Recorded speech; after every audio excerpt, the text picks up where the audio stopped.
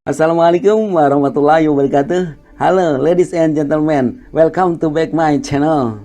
Semoga sahabat semua sehat dan dilancarkan segala urusannya. Kali ini akan mengurai alur cerita film dengan judul The Legend of Tomiris. Namun sebelumnya, ayo gerakan jari sahabat semua untuk menekan subscribe, like, dan komentar untuk menambah semangat membuat video lagi.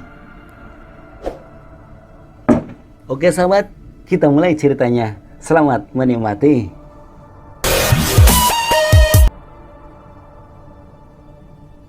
Di Damaskus, Syria, pada tahun 941 Masehi, seorang penulis bernama Abu Nasir Muhammad Al-Farabi At-Turki yang diabadikan dari sejarawan Yunani Herodotus menulis kisah nyata Tomiris yang hidup pada tahun 500 sebelum Masehi, pada zaman Cyrus Agung yang menaklukkan separuh dunia kecuali Mesir dan Tanah Utara, yang saat itu dihuni oleh suku Saka di stepa dan di Laut Kaspia sepanjang pegunungan Altai.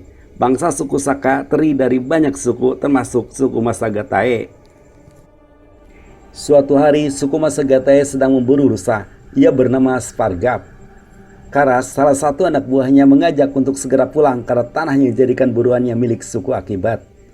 Spargap dan anak buahnya segera meninggalkan tanah tersebut.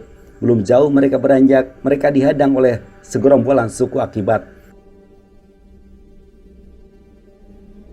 Tak ya lagi, kedua suku itu bertempur habis-habisan.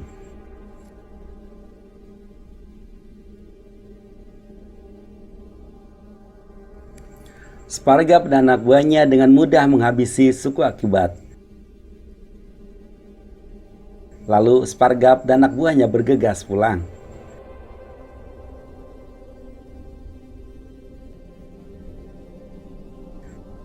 Sementara itu, istri Spargap yang bernama Bopai sedang berjuang melahirkan anak pertamanya dibantu oleh Mak Paraji. Dengan susah payah, Bopai, sang istri Spargap, akhirnya dapat melahirkan dengan mengeluarkan banyak darah. Di lain pihak, Spargap membuat kudanya agar berlari kencang, melewati sungai dan ilalang. Ia ingin segera melihat anak yang dilahirkan oleh istrinya. Ia berharap mempunyai anak laki-laki. Setibanya di base camp, Spargap langsung ke kamar menemui istrinya. Dalam keadaan sekarat, istrinya meminta maaf karena anak yang terlahirnya adalah wanita. Lalu istrinya melepaskan cincin diberikan kepada Spargap. Bopai memberi nama putrinya Tomiris. Setelah itu Bopai memejamkan mata dan meninggal. Bayi itu menangis keras melepas kepergian ibunya. Bayi itu baru terdiam saat digendong Spargap.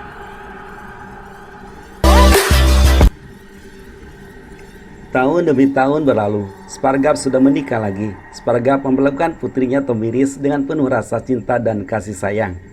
Ia membesarkan putrinya sebagai prajurit yang berani dan kuat, dilatih memanah dan bela diri. Spargap pun bangga pada putrinya karena apa yang ia ajarkan pada putrinya dengan cepat bisa ia sergap.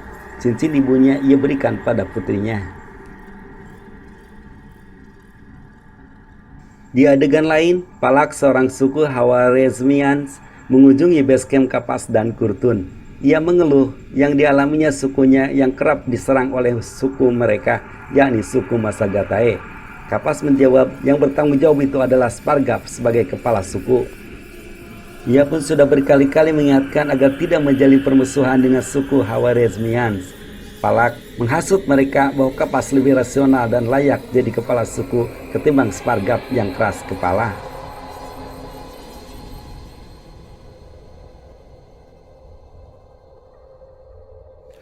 Pada rapat suku Massagethae, Spargap menanyakan pertemuan Kapas dan Kurtun dengan Palak. Mereka menjawab bahwa suku Massagethae harus bergabung dengan suku Khwarezmians, membuat Spargap marah. Dalam pertemuan itu, Kapas dan Kurtun ditertawakan teman-temannya.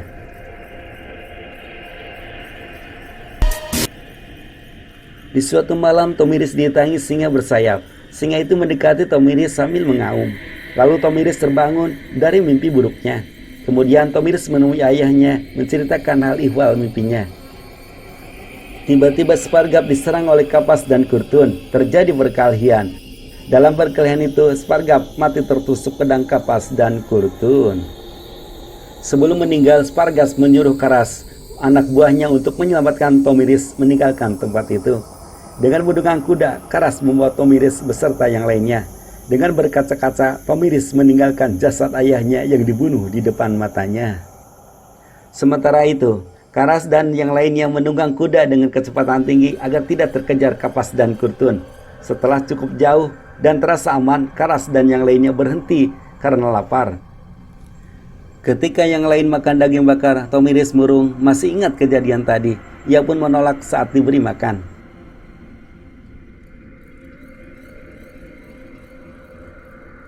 Setelah berdiskusi, akhirnya mereka melanjutkan perjalanan menuju hutan terkutuk, yang mana itu tak seorang pun yang masuk ke hutan itu. Namun tempat itulah yang paling aman. Setelah menetapkan tempat, mereka membangun base camp. Selama di hutan terkutuk, Tomiris rajin berlatih untuk membalas dendam ayahnya.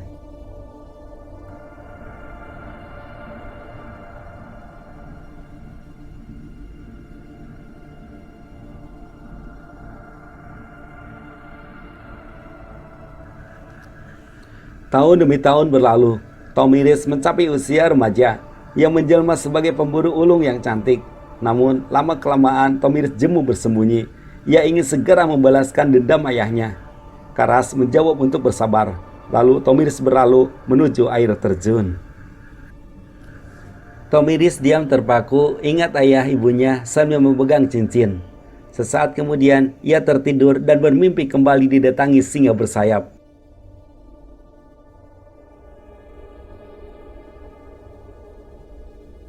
Saat ia terbangun, ia langsung menuju base camp-nya.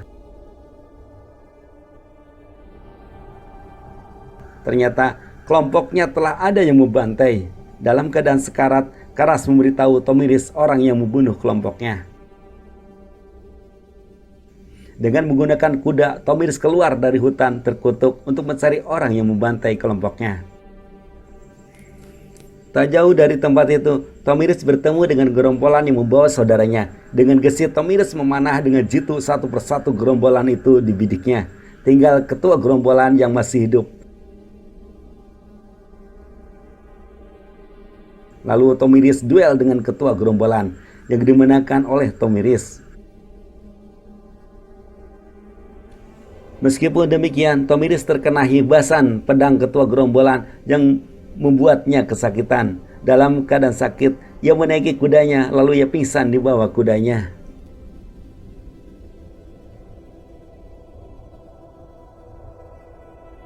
Di saat bersamaan, datang prajurit wanita suku Sapromat menghadang kuda yang ditunggangi Tomiris. Ketua prajurit itu membawa Tomiris ke base camp-nya. Setibanya di base camp, disambut ibunya. Ibunya bertanya siapa yang pingsan. Ia menjawab bahwa gadis yang pingsan itu bukan orang biasa, sambil melihatkan cincin yang dipakai Tomiris. Kemudian ibu suku Sapromat itu merawat luka yang dialami Tomiris yang tak sadarkan diri.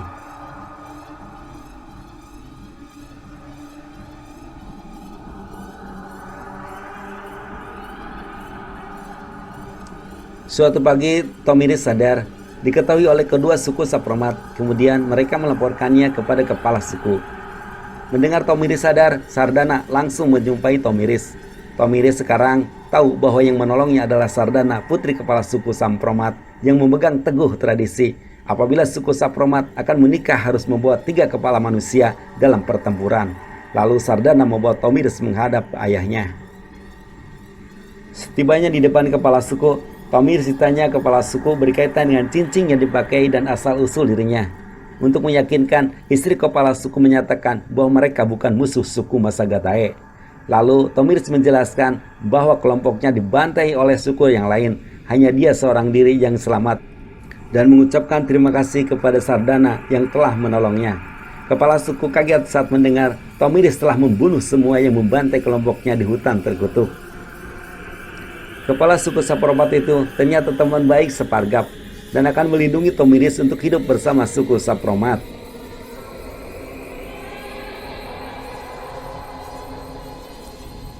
Suatu hari Tomiris menaiki kuda menuju padang rerumputan. Sambil tiduran, ia mengingat ibunya yang tak pernah dilihatnya dan ayahnya yang meninggal karena menyelamatkan dirinya. Tomiris mengacungkan tangan yang di salah satu jemarinya ada cincin pemberian ayahnya. Ia bersumpah akan membalaskan dendam ayahnya. Tomiris pun menjelaskan pada Sardana bahwa dirinya tak akan meninggalkan suku Sampromat. Perlahan suku Sampromat menerima Tomiris. Ia semakin kuat dan terbiasa dengan gaya hidup suku Sampromat.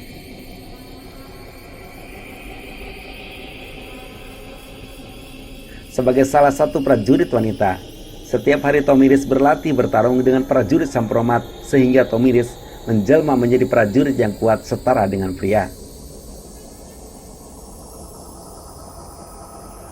Malamnya, suku Sampromat diserang oleh suku lain. Wanita muda diculiknya. Tomiris langsung beraksi melawan penyerang dengan pedangnya. Satu persatu musuh berjatuhan korban di pedangnya. Sebagai bentuk penghargaan kepada Tomiris, Sardana meneteskan darahnya ke susu untuk diminum Tomiris. Hal ini mengukuhkan Tomiris sebagai saudara. Suatu hari di kolam mandi, Tomiris menatap cincinnya. Kemudian ia ingat kepada ayah ibunya, merasa bersalah belum bisa membalaskan dendam. Sardana mendekati Tomiris dan mengatakan rencana akan menyerang suku Khawarizmiyin. Tomiris memberi strategi dalam penyerangan harus berpencar untuk memancing para lelaki Khawarizmiyin keluar dari desa. Sedangkan yang lain menyelinap ke desa secara diam-diam dan menjarah tanpa perlawanan dan menghindari banyak jatuh korban. Paginya sesuai rencana, Tomiris beserta prajurit Sampromat menyerang suku Khawarizmiyin. Strategi Tomiris ternyata manjur. Mereka menyerang tanpa perlawanan yang berarti. Saat Tomiris turun dari kuda, dihadang anak laki-laki kecil bernama Tiras dan menyerang Tomiris. Dengan sekali jurus, Tiras bisa disingkirkan. Namun Tiras bangkit kembali dan menyerang kembali kepada Tomiris. Dengan cepat, Tomiris meringkusnya. Tomiris bangga pada Tiras yang pemberani demi melindungi seorang ibu. Lalu Tomiris beranjak dan mengajak Tiras untuk mengikutinya. Setelah penyerangan, Tomiris menerangkan kepada Sardana bahwa Tiras anak pemberani, kelak akan menjadi prajurit hebat. Ia pun menjelaskan bahwa Tiras anak yatim piatu yang orang tuanya dibunuh oleh orang lain. Tomiris menyatakan akan merawat Tiras.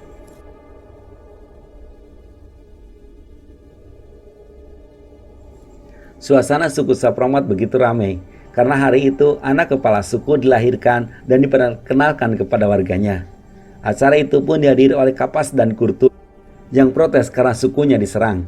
Tomiris masih ingat wajah Kapas dan Kurtun yang membunuh ayahnya. Dengan gemas ia memandangi Kapas dan Kurtun. Tomiris beranggapan hari ini bukan hari yang tepat untuk membalaskan dendam ayahnya. Sardana mengajak Tomiris ke tempat pertarungan. Di sana sedang bertarung Argun, anak kepala suku Dahae, dengan anak kepala suku Sampromat. Dalam pertarungan itu, Argun menjadi pemenangnya.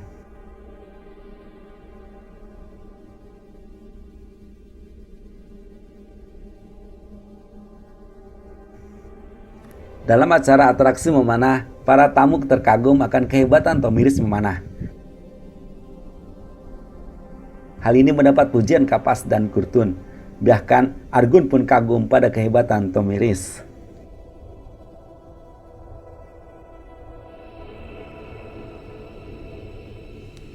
Pada rapat, kepala suku Kapas protes terhadap kepala suku Sampromat yang telah menyerang sukunya. Sebagai jaminannya, ia meminta bayi kepala suku. Permintaan Kapas ditolak mentah-mentah oleh kepala suku Sampromat. Kurtun menguatkan Kapas, besok kalau bayi itu tidak diberikan, pasukannya akan menyerang Sampromat.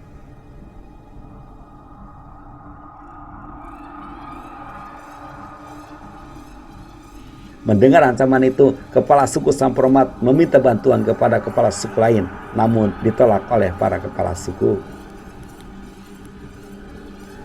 Merasa ajakannya ditolak suku lain, kepala suku Sampromat meminta bantuan kepala suku Dahae bernama Sapras.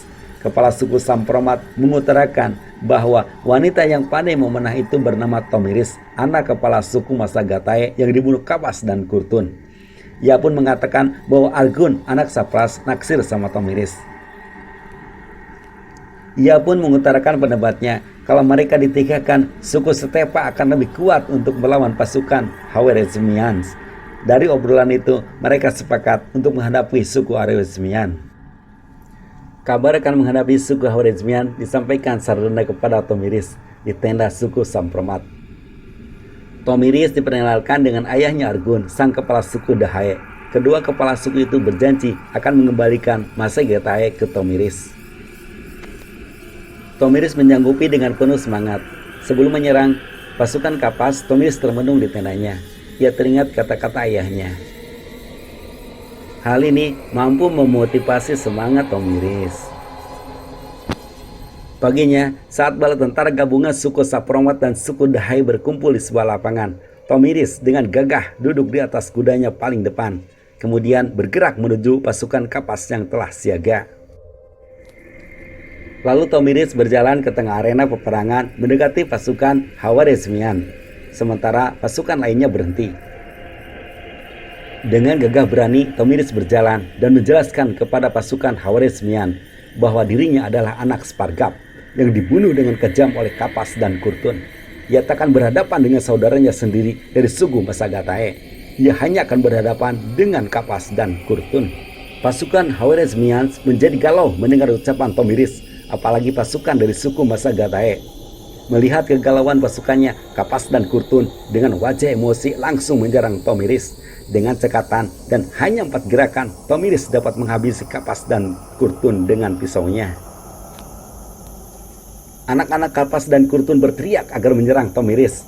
Saat akan menyerang, ketua pasukan suku Masagetae melarangnya. Bahkan mereka berbalik menyergap anak Kapas dan Kurtun.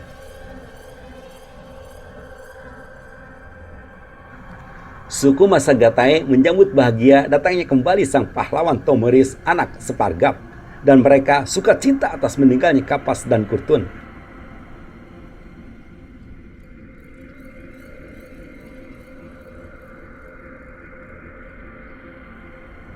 Pengikut Kapas dan Kurtun pun diusir dari daerah Masagetae. Namun, ketika dukun suku Masagetae ingin menobatkan sebagai kepala suku, Tomiris menolak dengan alasan belum waktunya karena akan menghadapi peperangan terlebih dahulu dengan Khawarizm. Kemudian Tomiris berziarah ke kuburan ayahnya dan mengatakan dirinya telah membalas dendam dan mengambil alih suku Masagetae. Suku Masagetae mengabarkan pasukan Khawarizmians telah datang. Tomiris mengadakan rapat dengan Sapras, Argun, kepala suku Sapromat, dan Sardana. Tomiris membuat strategi perang melawan pasukan Khawarizmian yang mempunyai kereta perang dan prajurit berbaju besi. Ia mengatakan menyerang pasukan Khawarizmian dengan kelompok kecil dengan menembakkan panah. Ketika di lapangan pertempuran berpura-pura lemah dan mundur, biarkan mereka percaya diri untuk menang dengan mudah dan biarkan mereka mengejar. Itu akan melemahkan barisan mereka. Lalu penunggang kuda kita akan menyerang mereka dari kedua sisi dengan sekuat tenaga. Pasukan yang pura-pura lemah berbalik menyerang. Dengan begitu musuh akan dapat dihancurkan. Dengan diiringi doa, pasukan mulai bergerak menuju medan perang dipimpin sang kesatria Tomiris.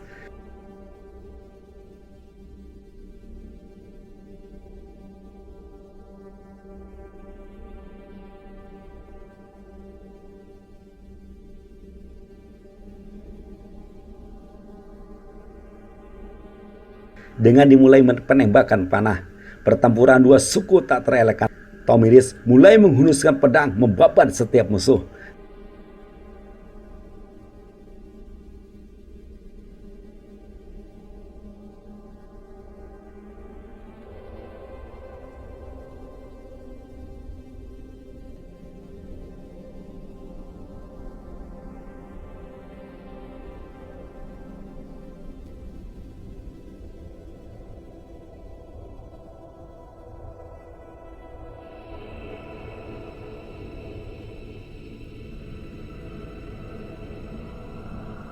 Di tengah sengitnya pertempuran, Argun mengajak Tomiris untuk menikah.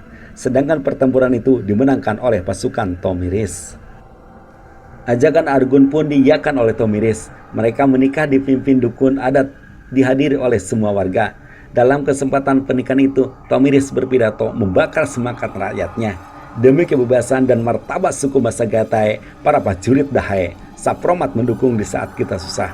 Tomiris akan memimpin suku Masagetae bersama suaminya. Kehidupan keluarga Tomiris dilewati dengan kasih sayang, dan tak berapa lama kemudian ia dikaruniai anak. Sejak punya anak, ia lebih fokus pada perannya sebagai istri dan ibu yang penuh cinta dan kasih sayang. Anak mereka tumbuh dengan kuat dan cerdas. Ia pun diajarkan bela diri oleh ayahnya. Meskipun anak itu masih kecil, namun sudah mempunyai jiwa prajurit.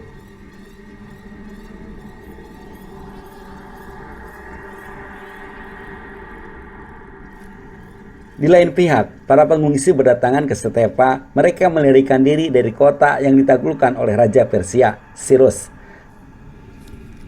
Kepala keluarga imigran itu menghibah kepada Argun dan Tomiris untuk bisa menetap di wilayahnya dengan memberikan pedang kepada mereka. Pengungsi mengatakan mereka mengambil semuanya dari kami. Mereka membantai laki-laki dan mengambil istri-istri dan anak-anak untuk dijadikan budak. Sejak kedatangan pengungsi ke desanya, Tomiris bermimpi lagi kedatangan singa bersayap.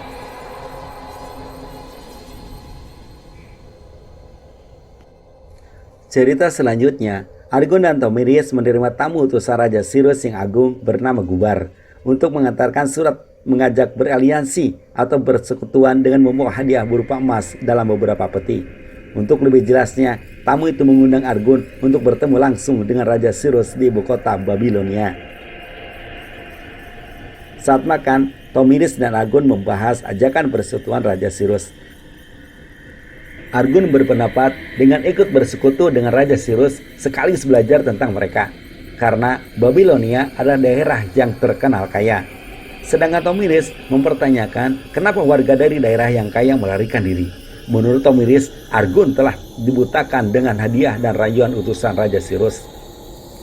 Ia tidak sependapat dengan Argun yang menginginkan persekutuan dengan Raja Cyrus yang agung. Tapi Argun tetap ngotot akan berangkat ke Babilonia menemui Raja Cyrus dengan membawa anaknya, agar anaknya mengikuti jejak ayahnya. Saat Argun dan anaknya akan berangkat, Tomiris memeluk anaknya, lalu Tomiris berpesan kepada suaminya untuk mengawasi Gubar yang banyak bicara. Perpisahan pertama bagi mereka sejak mereka menikah. Tomiris berkata akan selalu merindukan dan berpesan jangan sampai terlena akan keindahan Babilonia. Lalu mereka berpelukan dengan mesra. Setelah itu, Argun dan rombongan berangkat mengikuti rombongan Gubar. Tiba-tiba perasaan Tomiris tak enak. Ia menyuruh Tiras untuk menguntit mereka.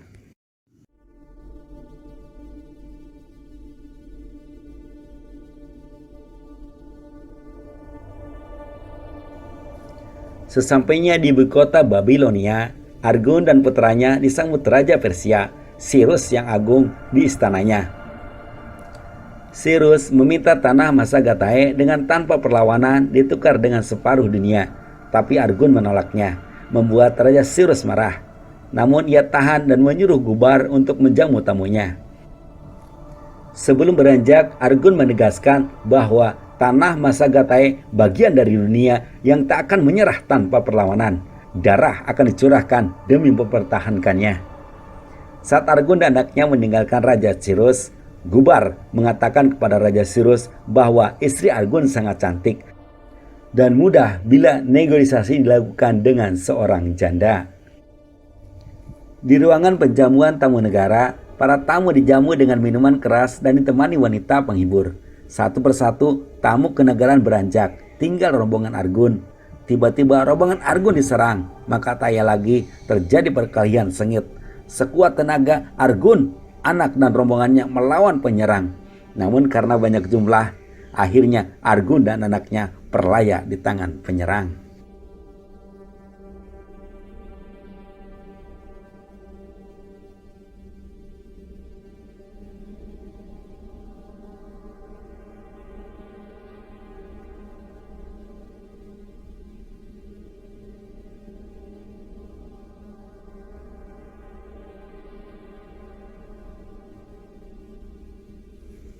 Tiras yang diutus oleh Tomiris untuk menguntit melaporkan kepada Tomiris bahwa Argun dan putranya beserta rombongan telah dibunuh oleh Raja Cyrus. Mendengar itu, Tomiris marah dan sedih.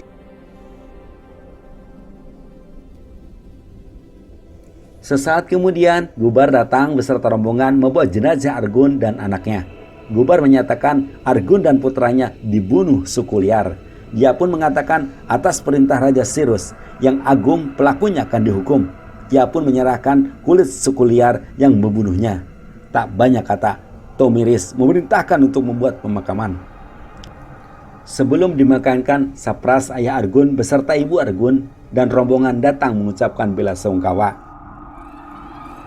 Pemakaman dilakukan dengan penuh keharuan. Dalam pemakaman itu hadir Gubar. Dalam tradisi Masagatae, kalau raja meninggal, kuda yang ditumpanginya pun harus dibunuh beserta pembantunya.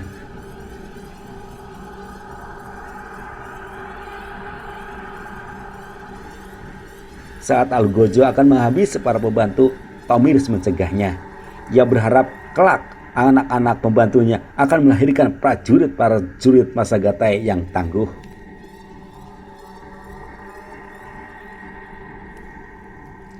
Setelah pemakaman, Gubar menghadap Tomiris dan menyampaikan bela sungkawa di Raja Cyrus yang agung.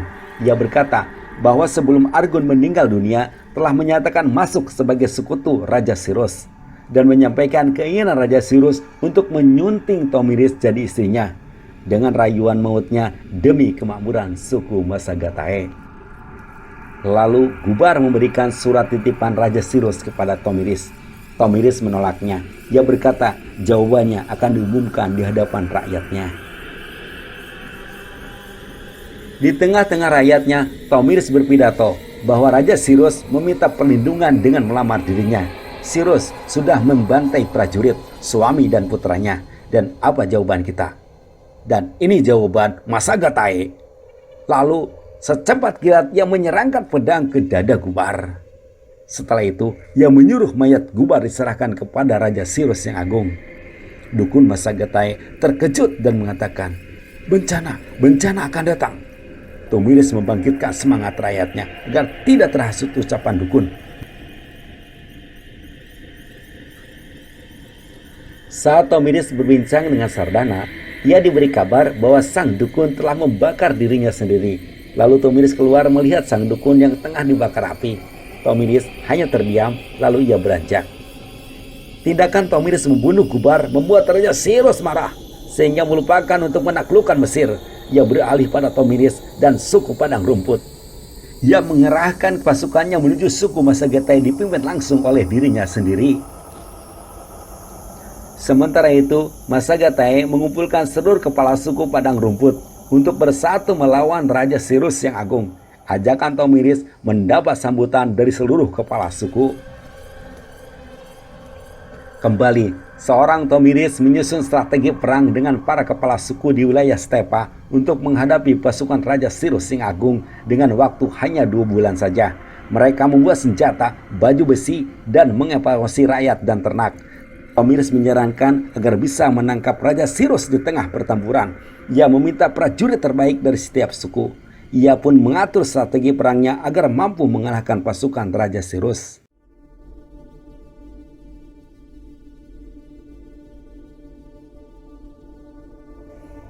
Setiap malam, basecamp pasukan Raja Cyrus diserang diam-diam oleh pasukan Stepa.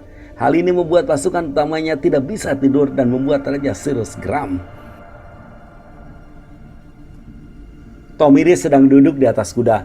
Tiba-tiba ia terbawa ke alam lain yang mana dia sedang tertidur lemas. Tiba-tiba singa bersayap datang dan menyerang Tomiris. Terjadilah pertempuran sengit antara Tomiris dengan singa bersayap. Dalam pertempuran itu, Tomiris dapat membunuh singa bersayap dengan pedangnya. Sementara di medan peperangan, Raja Cyrus telah siaga untuk menyerang.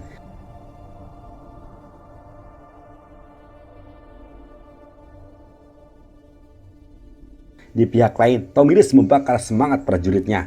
Kebebasan Stepa dari belenggu Raja Cyrus harus dilawan, karena tanah ini telah diwariskan dari nenek moyang kita. Pidato Tomiris dijawab pasukannya dengan semangat untuk berperang. Dengan teriakan, "Hei!" pasukan Tomiris menyerang pasukan Raja Cyrus. Ketika sudah dekat, musuh menyerang pasukan Tomiris membelah menjadi 2. Hal ini sudah ditebak oleh Raja Cyrus bahwa taktik itu hanya pura-pura lemah. Lalu Raja Cyrus pun tertawa.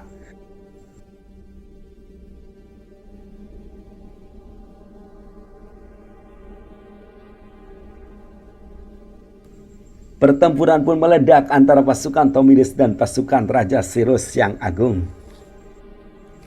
Strategi perang Tomiris sangat jitu. Pasukan Raja Cyrus yang jumlahnya 2 kali lebih banyak dari pasukan Tomiris dapat dipecah menjadi beberapa bagian, sehingga pasukan Tomiris dapat masuk menerobos ke tengah-tengah pasukan Raja Cyrus dan mendekati base camp Raja Cyrus. Raja Cyrus kemudian memerintahkan agar mengerahkan pasukan abadi yang disebut Immortal dan menghancurkan pasukan Stepa yang mendesak.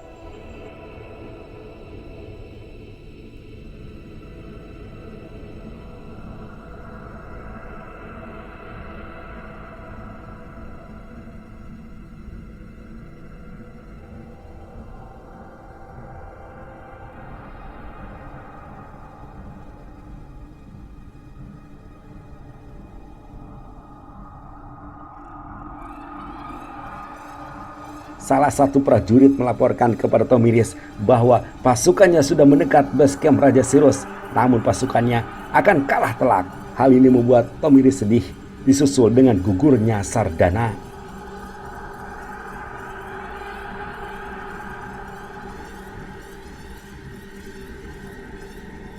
Sementara itu, Panglima Perang Raja Cyrus memerintahkan Raja Cyrus untuk harus pergi dari medan perang, namun sang raja menolaknya.